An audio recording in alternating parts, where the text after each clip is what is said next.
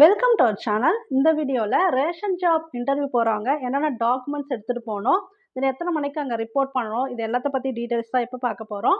இந்த சேனலுக்கு புதுசுனா சப்ஸ்கிரைப் பண்ணி வச்சுக்காங்க, பெல் ஐக்கானு கிளிக் பண்ணி வச்சுக்காங்க. ஓகே, இப்போ நம்ம வீடியோக்குள்ளே போயிடலாம்.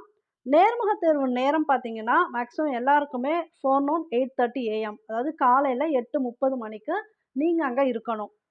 ஸோ என்னென்ன டாக்குமெண்ட்ஸ் எடுத்துகிட்டு போகணும் அப்படிங்கிறது இங்கே கிளியராக கொடுத்துருக்காங்க. நீங்க வந்து ஆன்லைன்ல அப்ளை பண்ணும்போது என்னென்ன சர்டிஃபிகேட் இருக்குன்னு குடுத்துருந்தீங்களோ, அதுக்குரிய எல்லா ஒரிஜினல் சர்டிஃபிகேட்ஸும் கையில வச்சுக்கங்க.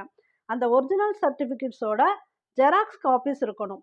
2 செட்டு ஜெராக்ஸ் காப்பீஸ் எடுத்துக்கங்க. அந்த 2 செட் ஆஃப் ஜெராக்ஸ் காப்பீஸ்லயும் சுய சான்றளிக்கப்பட்ட அப்படின்னு குடுத்துருக்காங்க. அதாவது self attested photo copies. Self அட்டஸ்டட்னா ஒண்ணும் இல்ல. நீங்க உங்க சைன அந்த ஜெராக்ஸ் காப்பீஸ்ல போடணும்.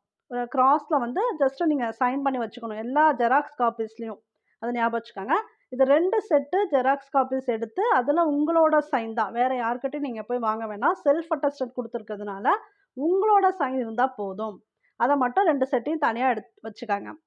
தென் இந்த மாரி போகும்போது கன்ஃபார்ம் நீங்க வந்து ஒரிஜினல் சர்டிஃபிகேட்டும் கையில வச்சிருக்கணும்.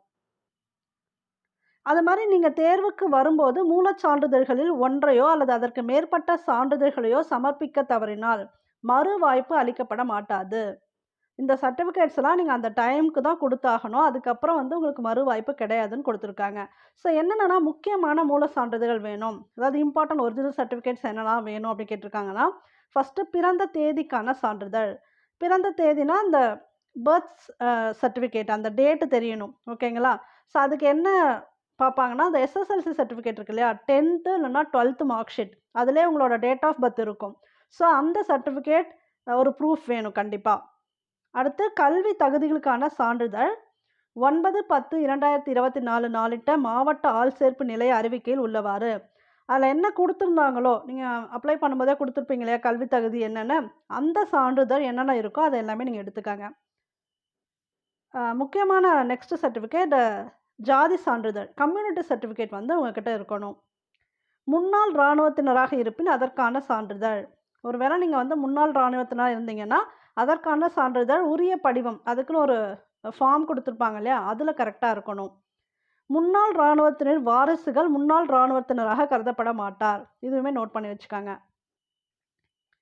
நெக்ஸ்ட் மாற்றுத்திறனாளியாக இருப்பின் அதற்கான உரிய மருத்துவ குழுவிடமிருந்து, அதாவது 3 உறுப்பினர் அடங்கிய மருத்துவ குழு அவங்க கிட்டேருந்து சான்றிதழ் பெறப்பட்டிருக்கணும். மற்றும் உடல் குறைபாட்டின் தன்மை சரியான விழுக்காடு வித் பெர்சன்டேஜ் ஆஃப் டிசபிலிட்டி, அந்த டிசபிலிட்டினா எவ்வளோ பெர்சன்டேஜ் அது வந்து தெளிவாக அங்கே குறிப்பிட்டிருக்கணும். ஸோ அதெல்லாம் இருந்தால் தான் அவங்க வந்து அக்செப்ட் பண்ணிப்பாங்க. நெக்ஸ்ட்டு ஆதரவற்ற விதவை அவங்களாம் இருந்தாங்கன்னா அதற்கான சான்று இத்தகைய விண்ணப்பதாரர்கள் சம்பந்தப்பட்ட வருவாய் கோட்டாட்சியர், உதவி ஆட்சியர், சார் ஆட்சியிடமிருந்து நிர்ணயிக்கப்பட்ட படிவத்தில் சான்றிதழை பெற வேண்டும். ஸோ இவங்ககிட்டேருந்து கண்டிப்பாக அவங்க வந்து அந்த சான்றிதழை பெற வேண்டும். விவாகரத்து பெற்றவர்லாம் ஆதரவற்ற விதவையாக கருதப்பட மாட்டார். அவங்க கிடையாது. ஆதரவற்ற விதவையாக எக்ஸாக்டாக இருந்தால் தான் அவங்க இவங்ககிட்டேருந்து சைன் வாங்கிட்டு வரணும். விண்ணப்பத்தில் உள்ளது போன்று 2 கடவு சீட்டு அளவு நிழற்படங்கள், பாஸ்போர்ட் சைஸ் ஃபோட்டோ. இப்போ நீங்கள் இதுக்கு மேக்ஸிமம் இதில் ஒட்டியிருப்பீங்க இல்லையா, இந்த அப்ளிகேஷன் போடும்போது அந்த ஃபோட்டோவே இருந்துட்டால் பெட்டர். 2 பாஸ்போர்ட் சைஸ் ஃபோட்டோ கண்டிப்பாக எடுத்துகிட்டு போங்க. அதாவது நீங்கள் கொடுத்தது இல்லாமல் 2 பாஸ்போர்ட் சைஸ் ஃபோட்டோ இருக்கணும் உங்கள் கையில். நோ அப்ஜெக்ஷன் சர்டிஃபிகேட், தடையின்மை சான்றிதழ். இது யார்கிட்டேருந்து வாங்கணும்னா, இப்போ நீங்கள் எங்கேயாவது ஒர்க் பண்ணிகிட்ருக்கீங்க, ஏதாவது ஒரு இன்ஸ்டியூஷன் ஒர்க் பண்ணிகிட்ருக்கீங்கன்னா, தற்போது பணிபுரியும் நிறுவனத்தின் தலைவரின் முத்திரையுடன் அங்கே யார் ஹெட்டோ அவங்களோட அந்த சீல் இருக்கணும். முக்கியமாக அவங்க சைனை வித் சீல் இருக்கணும். அதான் முத்திரையுடன் கூடிய கையொப்பம். அப்போ என்னன்னா சைனு, அந்த இன்ஸ்டியூஷனோட சீல் கண்டிப்பாக அங்கே இருக்கணும். அலுவலக முத்திரையுடன், அலுவலக முத்திரைன்னா அதான் அந்த இன்ஸ்டியூஷனோட சீல் கண்டிப்பாக இருக்கணும். நிர்ணயிக்கப்பட்ட கல்வி தகுதிக்கான தமிழ் வழியில் பயின்றதற்கான சான்றிதழ். இப்போ தமிழ் வழியிலனா சில பேர் வந்து 10th வரைக்கும் தமிழில் படிச்சிருக்கேன், இல்லை 12th வரைக்கும் தமிழில் படிச்சிருப்பேன் கொடுத்துருப்பீங்க. அப்போனா நீங்கள் பிஎஸ்டிஎம் சர்டிஃபிகேட் கண்டிப்பாக கொடுக்கணும். அரசாணை எண் 82 மனிதவள மேலாண்மை துறையினால் 16/8/2021 நிர்ணயிக்கப்பட்ட உரிய படிவத்தில் சமர்ப்பிக்க வேண்டும். அந்த ஃபார்ம் வந்து கரெக்டான ஃபார்மில் பிஎஸ்டிஎம் சர்டிஃபிகேட் நீங்கள் கொடுக்கணும். முதல் தலைமுறை பட்டதாரி மற்றும் கலப்பு திருமணம் குறித்த முன்னுரிமை கோருபவர்கள் அதற்கான உரிய சான்றிதழை சமர்ப்பிக்க வேண்டும். ஒருவேளை இதில் நீங்கள் ஏதாவது உரிமை கோருறீங்கன்னா இதுக்கு உரிய சர்டிஃபிகேட் நீங்கள் கொடுக்கணும் அந்த இடத்துல. விண்ணப்பதாரர் சான்றிதழ் சரிபார்த்தல் மற்றும் நேர்முக தேர்வுக்கு குறித்த நாள் மற்றும் நேரத்தில் தவறாது கலந்து கொள்ளுமாறு அறிவுறுத்தப்படுகிறார்.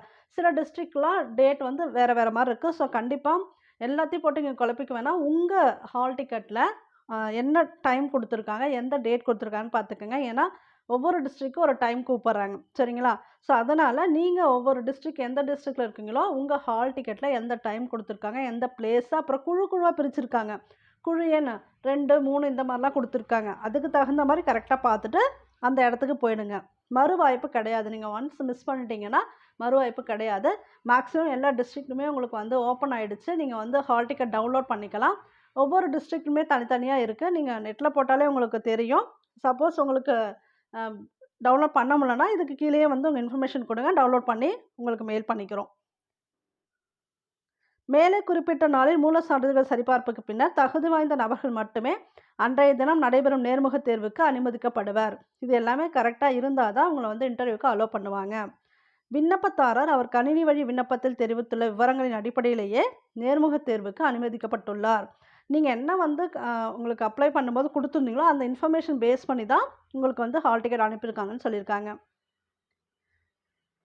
விண்ணப்பத்தில் தெரிவித்துள்ள விவரங்களில் ஏதேனும் தவறானது என்று கண்டுபிடிக்கப்பட்டால் அவரது விண்ணப்பம் நிராகரிக்கப்பட்டு நேர்முக தேர்வுக்கு தகுதி அற்றவராக கருதப்படுவார்.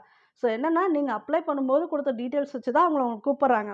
இல்லை ஏதாவது நீங்கள் வந்து தவறான இன்ஃபர்மேஷன் கொடுத்துருங்கன்னா நீங்கள் தான் அதுக்கு பொறுப்பாக ஆகுவீங்க. அப்புறம் தகுதி அற்றதெல்லாம் உங்களை வந்து கருதிடுவாங்க. அதை தான் சொல்ல வராங்க.